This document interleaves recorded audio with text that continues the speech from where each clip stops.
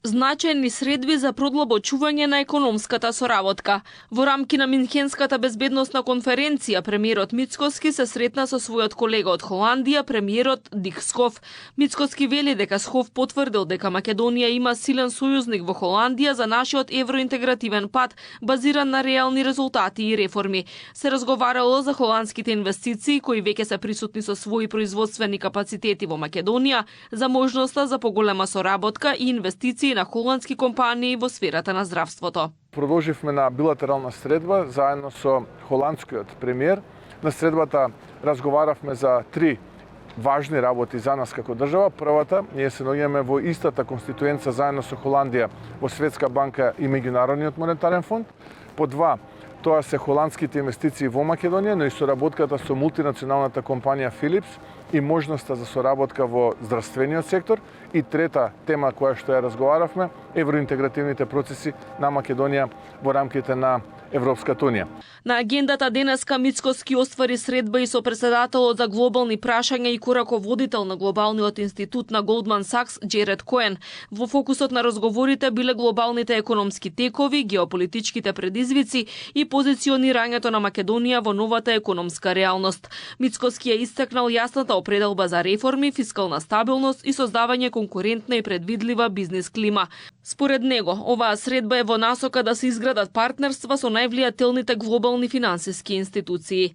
Мицкоски се осврна и на говорот на американскиот државен секретар Марко Рубио, кој истакна дека Соединетите американски држави се длабоко поврзани со Европа, но и дека е време за промени, бидејќи стариот свет во кој растеле сегашните генерации политичари повеќе не постои.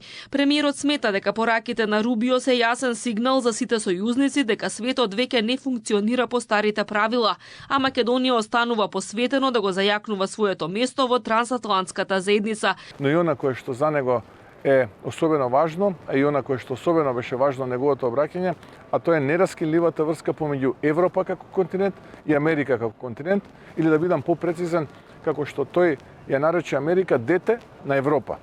Она кое што тој го порача и беше негова главна порака е дека како партнери и како пријатели треба да продолжиме да соработуваме во светот и не само во рамките на НАТО алијансата, туку и заедно да ги решаваме сите оние безбедносни предизвици, но и економски предизвици кои што се исправени пред нас како два различни континенти, Европа и Америка. Предпладнево премиерот оствари средба и со Тед Дојч, извршен директор на Американскиот еврејски комитет, една од највлијателните организации која со децении работи на јакнење на демократските вредности и унапредување на трансатлантските односи.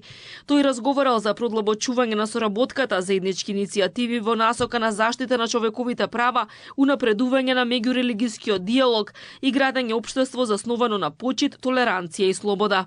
Владина делегација веќе втор ден во Германија на Минхенската безбедносна конференција. Вчера Мицкоски се сретна со претседателот на Европскиот совет Антонио Кошта и ја потенцираше силната определба на државата за предвидлив и фер процес на интеграција во Европската унија без дополнителни условувања.